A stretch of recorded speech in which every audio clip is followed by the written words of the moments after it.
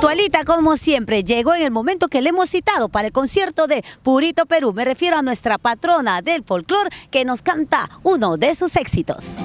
Llegó Purito Perú.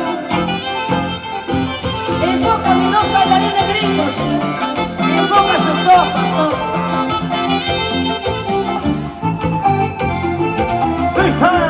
Brindaré por ti, brindaré por ella y por tu felicidad. Brindaré por ti, brindaré por ella y por tu felicidad. Me pagaste mal, me hiciste sufrir, me hiciste llorar. Tomaré hasta morir. Dale, gringo. Me pagaste mal, me hiciste sufrir, me hiciste llorar. Tomaré hasta morir. Como quisiera tener el corazón de piedra, haciendo poder sentir el tanto sufrimiento. Como quisiera tener el corazón de piedra, haciendo poder sentir el tanto desengaño. Porque el amor que te di frío para siempre, con tus engaños mi amor tú lo has matado. Porque el amor que te di frío para siempre, con tus traiciones mi amor tú lo has matado. Como las aves quisiera ser, volar aquí, volar allá, así poderme olvidar las traiciones que me hiciste. Como las aves quisiera ser, volar aquí, volar allá, así poderme olvidar las traiciones que me hiciste. ¿Qué pasa a la gente que mucho se mete en nuestra vida? ¿Qué pasa a la gente que mucho critican a las espaldas? ¿Qué pasa a la gente que mucho se mete en nuestra vida?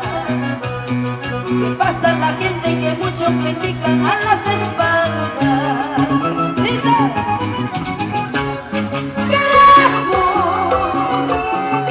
¿por qué te metes en mi vida si no te dejo? Carajo, ¿por qué te metes en mi vida si no te dejo? Ay, lo que pasa que eres suciosa, eres chismosa. Vas a seguir en Facebook, Twitter toda la vida. Ay, lo que pasa que eres ociosa, eres chismosa. Vas a seguir ociosa, floja, siempre chateando. Eso.